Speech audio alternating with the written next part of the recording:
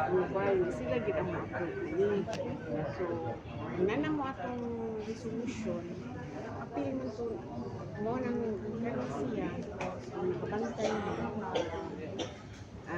After sa approval, hindi mo naka-beneficiary. So, once hindi mo naka-beneficiary, that's the time ma-appeal ka sa master list. So, sa master list, mo na dapat sa FMS na nananayin.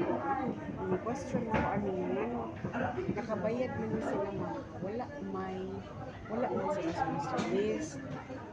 Wala man din mo actually sa master list na parang. So, moto nga ni anak sa medyo anak sa una mo din ma'am na yung mga tendency na yung mga iya na lang inuunan. So, inaanak ko, so naagigil sila o gibutan sila o naibutan nga ko, nag-direction sila sa FMS. Asan ilahang katong DST requirements. Maumangod na ang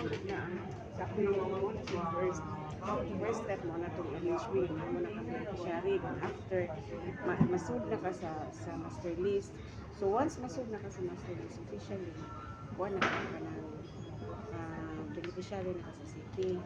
So, mo nang pwede na ka mabayad. So, after sa imong bayad, kung makahuman na ka sa imong bayad, that's the time makuha ka ni.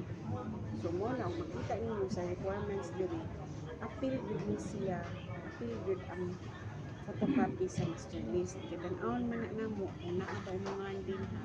Wala ko ni Kuya June, ingon siya nga, katodang bago kayo, maabot pa daw.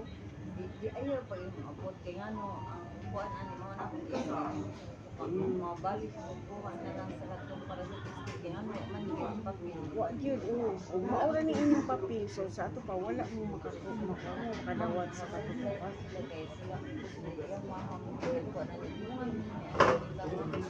Actually, si bayot lang sa disulo sa picture, nag-question niya kung ano nakabayad ka under sa inyong name. Wala mo siya sa unya, ang naabaya sa master list dahil ang so ang process niya kay naan naman to sa inyong home lot naan na may nakabutang nga beneficiary. So ang buhaton sa nato para ma-addendum na to inyong name, man ka makadiretso addendum ninyo kung wala mo atong mag-estimo. O di ta ka-addendum ninyo kung dili mo makakuha itong LHB resolution. Dili sa muna mo ma-addendum sa katong area kung dili ito ma-disqualify ang naa sa master list.